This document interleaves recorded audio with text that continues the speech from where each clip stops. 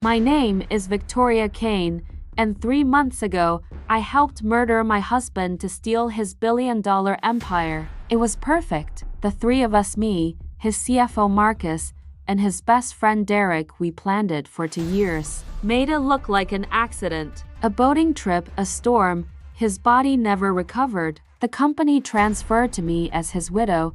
Marcus became CEO.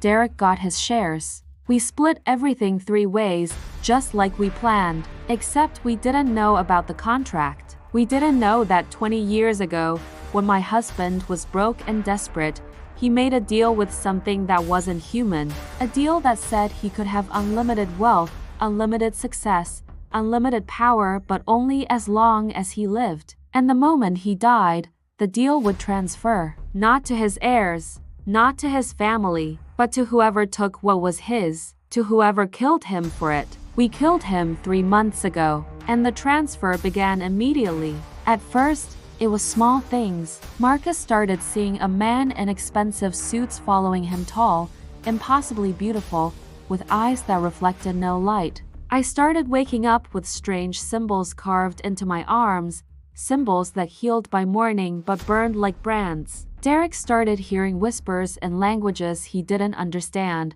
offering him things, promising him more. But last week, the transformation started. Marcus called me at a.m., screaming, said his reflection was wrong, said when he looked in the mirror, something else was looking back, something with his face but wrong angles, wrong proportions, something that was smiling when he wasn't. When I went to check on him, I saw it too. In every reflective surface, windows, phones, polished marble, Marcus's reflection was becoming something else. Something that was wearing his skin but wasn't him anymore. Derek's been worse. 3 days ago, he showed me his hands. The skin was turning gold. Not metaphorically, literally transforming into solid gold, spreading from his fingertips up his arms. He can barely move them now. The weight is incredible, and it's not stopping. The gold is crawling up toward his shoulders, his neck. He says he can feel it inside him too,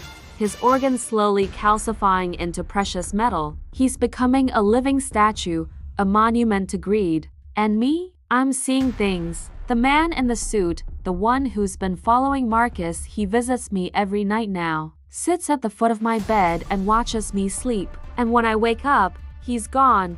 But there are contracts on my nightstand, dozens of them, all blank except for a signature line, all written in what looks like blood. And every morning, there's one more signature on them, mine, in handwriting I don't recognize, like I'm signing them in my sleep. We try to give it back, try to liquidate everything, donate it all, renounce the wealth, but we can't. Every account we try to close reopens. Every asset we try to sell returns to us. The money multiplies faster than we can spend it. We're worth more now than my husband ever was. 5 billion, 10 billion. The numbers keep climbing, and with every zero added to our accounts, the transformation accelerates. Marcus hasn't left his penthouse in for days. Says his reflection is trying to break through the glass. Says it's almost strong enough. Derek can't hold a phone anymore. His hands are too heavy. The gold has reached his chest. He called me yesterday using voice commands, and I could hear it in his voice, the metallic echo, like his throat is transforming too. And the man in the suit, he told me something last night. He told me the contract's terms. He told me what we're becoming. We wanted my husband's wealth. We wanted his success. We wanted his power. And we're getting it. All of it. We're becoming what he became. Vessels for something that isn't quite human anymore. Living embodiments of greed and ambition. And when the transformation completes, when we're fully changed, we'll have eternity to enjoy what we stole. Eternity as monsters who can never die, never sleep, never escape the weight of what we did. The man in the suit says we have 72 hours until the transformation is complete. 72 hours to accept what we're becoming or to find the one way out. There's always a way out of a contract, always an escape clause, but he won't tell us what it is. Says we have to figure it out ourselves. Says that's part of the deal. So we're meeting tonight, the 3 of us. In my husband's old office, the one he built at the top of his tower, the one with views of the entire city he conquered. We're going to find that escape clause. We're going to break this contract. Or we're going to die trying. Because 72 hours from now, if we haven't found a way out, we won't be human anymore. And something tells me that's exactly what my dead husband wanted all along. Let me back up. Let me tell you how we got here. Let me tell you about Adrian Kane, my husband.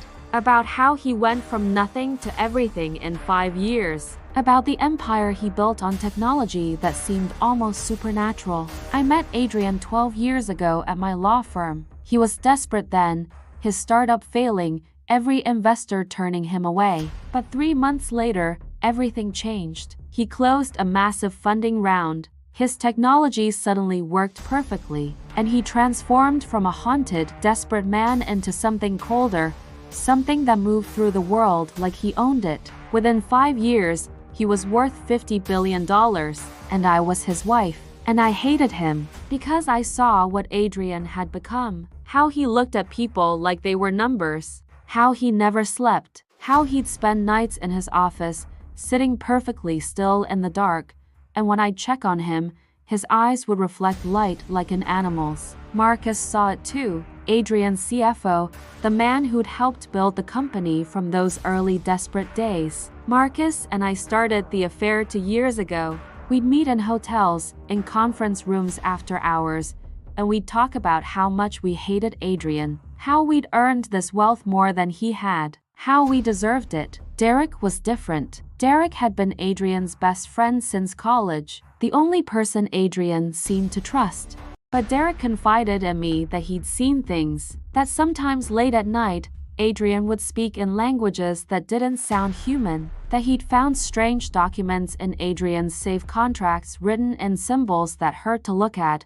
The three of us decided together. We'd take what was ours. We'd planned it for 2 years, every detail perfect. The boating trip was my idea. Just Adrian, Derek, and Marcus out on Adrian's yacht. I stayed home with a convenient migraine. They went out past the territorial limit. A storm was forecasted, we'd timed it perfectly. All Derek had to do was hit Adrian over the head, throw him overboard, and let the ocean do the rest. Marcus called me 4 hours later. It was done. Adrian was gone. The storm had come in perfectly. By the time Coast Guard arrived, there was no body, just Derek and Marcus clinging to the yacht, telling a story about Adrian falling overboard in the chaos. No body meant a lengthy legal process, but I had lawyers. 7 months later, Adrian was declared dead. The wealth transferred. Everything split 3 ways, just like we planned, and that's when it started.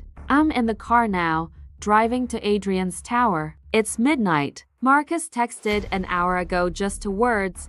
He's coming. I don't know what that means, but I can feel it too. Like something is building. Like we're running out of time. Derek's car is already in the garage when I arrive. Marcus's too. I take the private elevator to the penthouse office, the one that requires Adrian's fingerprint, except the system accepted mine 3 months ago, like it knew I'd be coming. The office is exactly as Adrian left it. Floor-to-ceiling windows overlooking the city. His desk, massive and black. His chair. His computer, which none of us have been able to access. It requires a password none of us know. Marcus is standing at the window. When he turns, I see what he meant. His reflection in the glass is moving independently now, mimicking him but with a delay, like it's learning how to be him. And it's smiling. Even though Marcus's real face is twisted in terror, the reflection is smiling. It's getting stronger, Marcus says. I can feel it, like there's something inside me, pushing out. Like soon there will be 2 of me, and I won't be the one in control. Derek is sitting in Adrian's chair, and I'm about to ask why he looks so comfortable there when I notice his hands. They're not gold. The transformation he showed me 3 days ago, the solid gold spreading up his arms, it's gone. His hands are normal, flesh-colored, moving freely. Derek, I say slowly. Your hands. He looks at them, flexes his fingers. Oh right, yeah, about that, and he smiles, and it's not Derek's smile. It's Adrian's smile, the cold one, the one that never reached his eyes. I should probably tell you both something, Derek says, standing. I found the escape clause about 3 weeks ago, actually. Turns out, the contract allows for substitution. If you can find 2 other people willing to take your place, willing or unwilling, you can transfer your portion of the curse to them. Marcus's face goes white. What are you saying? I'm saying the gold hands were makeup, prosthetics, very convincing ones. I had them custom made. Cost me $50,000, but considering what I'm gaining, it was worth it. Derek walks around the desk, and I notice he's carrying something. A folder. See, the contract requires 3 vessels, 3 people to hold the weight of what Adrian became. And I realized that if I could make you 2 desperate enough, scared enough, you'd do anything to escape, including agreeing to take my burden along with your own. He opens the folder, shows us documents, contracts, and I recognize my signature on them. The ones I've been signing in my sleep. Every night, Victoria, when the man in the suit visits you, you sign these agreements to assume additional responsibility under the contract's terms. You've signed 47 of them so far. Each one transfers a piece of my obligation to you. I'm shaking. That's not possible. I didn't. I wouldn't. You did. And Marcus, every time you looked into your reflection, every time you acknowledged it, you were accepting its claim on you, giving it permission to manifest. The contract works on consent, you see, on acceptance. And you both accepted. Marcus lunges for Derek, but something stops him. His reflection. In the window behind Derek, Marcus's reflection has grabbed him, hands reaching through the glass, holding him still. You see, Derek continues, I get to walk away free. The curse passes to you too. You'll carry the full weight of what Adrian became, all the greed, all the hunger, all the emptiness. And I get to keep my third of the wealth free and clear. I'm backing toward the door, but it's locked. I didn't lock it. It locked itself. There's just one more thing that needs to happen, Derek says. The transfer isn't complete until both of you fully accept, until you understand what you're becoming. And I think you're almost there. The man in the suit steps out of the shadows. I didn't see him arrive, but he's here now, and he's smiling, and Derek nods to him like they're old friends. Victoria, Marcus, allow me to introduce our benefactor, the one who made Adrian's rise possible, the one who owns the contract, and as of 3 weeks ago, my new business partner. I'm frozen, staring at the man in the suit, and for the first time, I'm seeing him clearly. And I realize something that makes my blood go cold. He looks like Adrian, not exactly. The features are sharper, the eyes darker, the presence more intense. But the resemblance is there. Like he's what Adrian could have become if he'd continued transforming, if he'd given himself completely to whatever this thing is. Hello, Victoria, the man says, and his voice is like Adrian's voice filtered through something vast and cold. Hello, Marcus. It's nice to finally meet you both officially. Marcus is still held by his reflection, struggling against invisible hands. What are you? He gasps. I'm what grants wishes, the man says. I'm what turns ambition into reality. I'm what Adrian called on 20 years ago when he was about to lose everything. And I'm what you've both been calling on every day since you killed him, whether you knew it or not.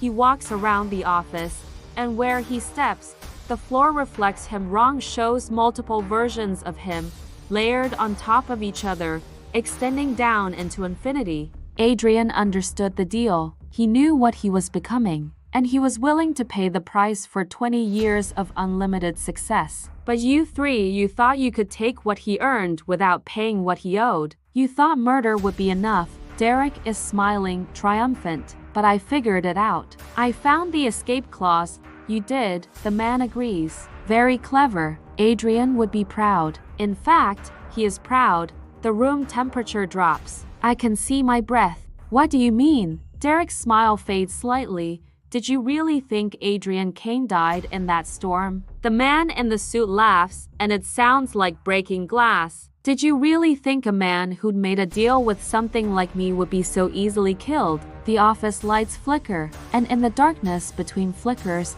I see him, Adrian, standing in the corner, watching us, wearing different clothes, a simple t-shirt and jeans, so unlike the expensive suits he always wore. And he's smiling. When the lights stabilize, he's still there. Hello, Victoria, my dead husband says. Hello, Marcus. Derek stumbles back. No, you're dead. We killed you. I hit you myself. I watched you go over. You hit someone, Adrian says, walking forward. You hit a body, one I'd purchased from a morgue and dressed in my clothes. You threw that body overboard. Very thorough, very convincing. The DNA samples the Coast Guard found matched mine because I'd planted my blood on the yacht myself. The whole thing was theater. I can't breathe. Why? Because I needed to transfer the contract, Adrian says simply. I needed you three to think you'd won. Needed you to take my wealth, my company, my life. Because the contract requires belief, requires intent. You had to truly believe you were taking what was mine. You had to want it enough to kill for it.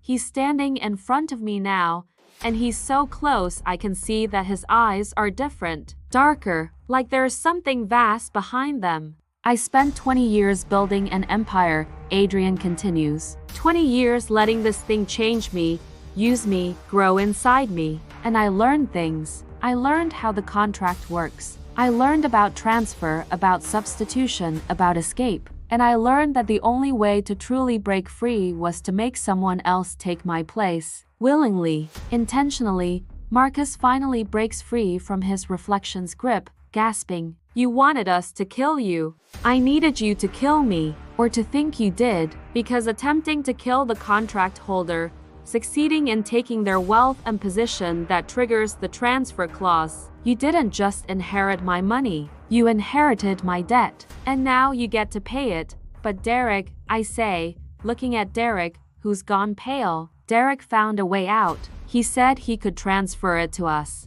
Adrian laughs. Did he? Or did I plant those documents for him to find? Did I whisper the solution in his dreams? Did I make him think he was being clever when really he was doing exactly what I needed? Derek's face crumbles. No, I found those myself. I researched. I read the original contract.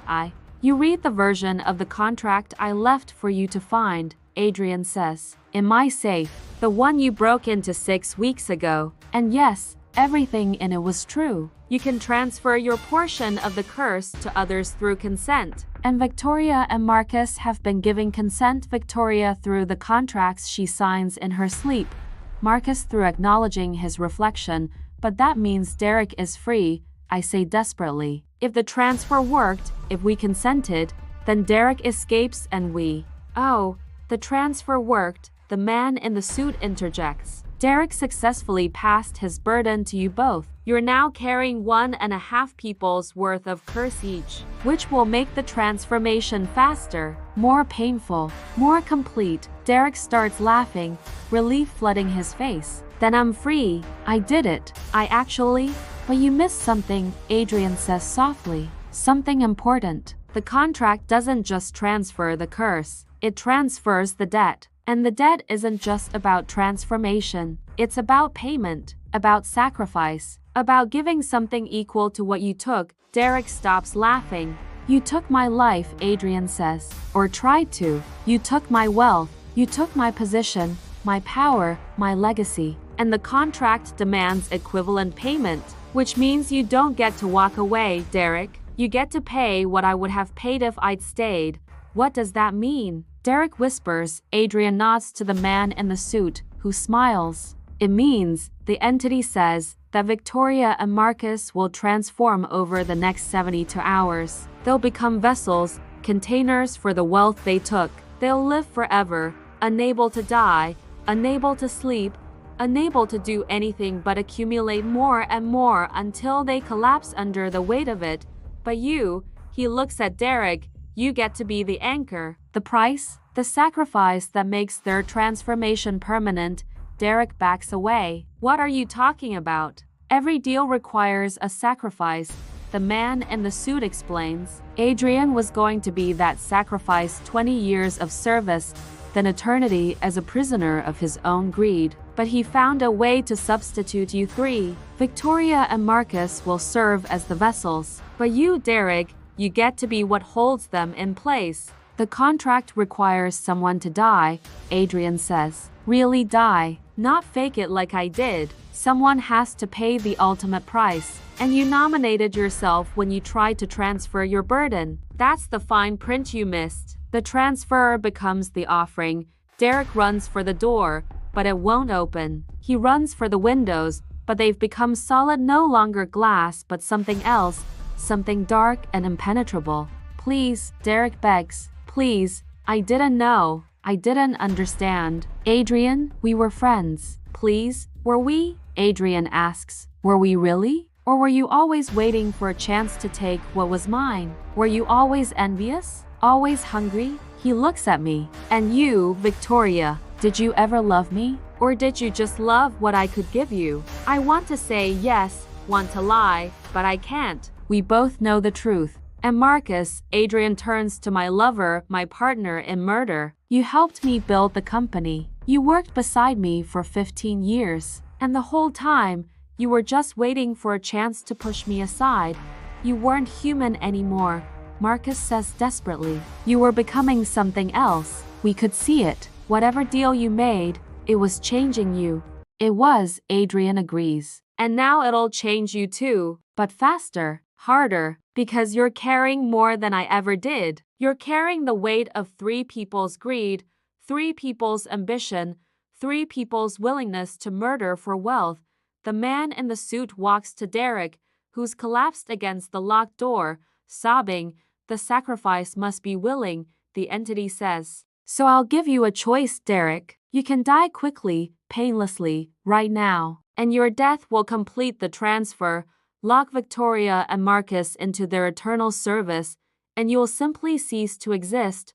Or, Derek asks through tears, or you can refuse, and we'll take it anyway, but slowly, over the next 72 hours, and you'll feel every second of it. Derek looks at Adrian, at me, at Marcus. I choose quickly, the man in the suit says. We don't have all night, and that's when everything clicks into place in my mind. The whole setup, the perfect trap. This was always your plan, I say to Adrian. From the beginning, you knew we'd try to kill you. You wanted us to. Adrian smiles. I suspected. I saw how you looked at me, Victoria. How Marcus looked at the company. How Derek envied what I had. So I left breadcrumbs. Made the murder seem possible. Made it seem like you'd get away with it. Because I needed true intent. Needed real malice. Needed you to damn yourselves. But why? I scream. Why go through all this? You could have just divorced me,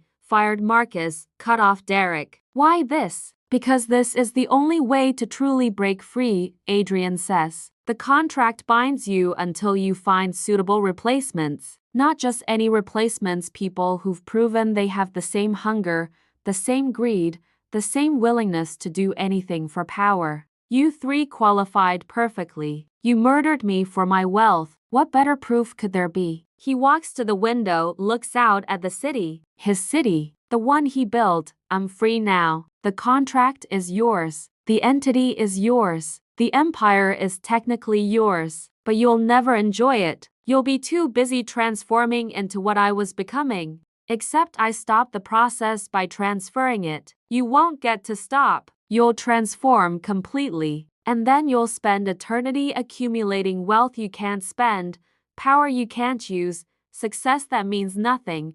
And what about you? Marcus asks bitterly. You just walk away? Start over? I do, Adrian says. With a new name, a new identity, and enough money hidden away to be comfortable. Not wealthy, not powerful, just comfortable, normal, human. He looks at me one last time. I'm going to live the life I wanted before the contract, before the deal, before I sold my soul for success. I'm going to be happy, And you're going to be exactly what you wanted to be. Rich, powerful, immortal, please, I whisper. Please, there has to be another way. There isn't, Adrian says. I looked for 20 years. This is the only escape. Someone takes your place, or you serve forever. I chose substitution. You don't get to choose. He walks toward the door, which opens for him even though it's still locked for us. Wait, Derek gasps. My choice. I choose to die now. Quickly, please, just make it stop. The man in the suit nods. Very well. He reaches out and touches Derek's forehead. Derek gasps once, eyes going wide. Then he slumps forward, and I know that he's gone. Not unconscious. Gone. His body is still there, still breathing, but whatever made him Derek has been extracted, consumed, offered up as payment. The sacrifice is complete, the entity says. The contract is sealed. Victoria Kane and Marcus Chen, you are now bound to serve until you find worthy replacements or until the end of time, whichever comes first. Adrian is at the door. He pauses, looks back. One more thing, he says. My sister Claire. She knows everything. I told her the whole plan. She helped me fake my death, helped me escape, helped me set this trap. And she's going to make sure the world knows what you are. Not that you're cursed, no one would believe that, but that you're murderers, that you killed me for my money. She can't prove it, Marcus says desperately. There's no evidence. We were too careful. She doesn't need proof for a civil suit, Adrian says. She's already filed it. Wrongful death. She's asking for damages equivalent to my entire estate. And even if you win, even if you keep the money, everyone will know. Everyone will suspect. You'll spend your eternal life being whispered about, investigated, hounded. You'll have all the wealth in the world and no peace to enjoy it. He smiles one last time. Goodbye, Victoria. Goodbye, Marcus. Enjoy your empire, and he leaves. The door closes behind him, and the transformation begins.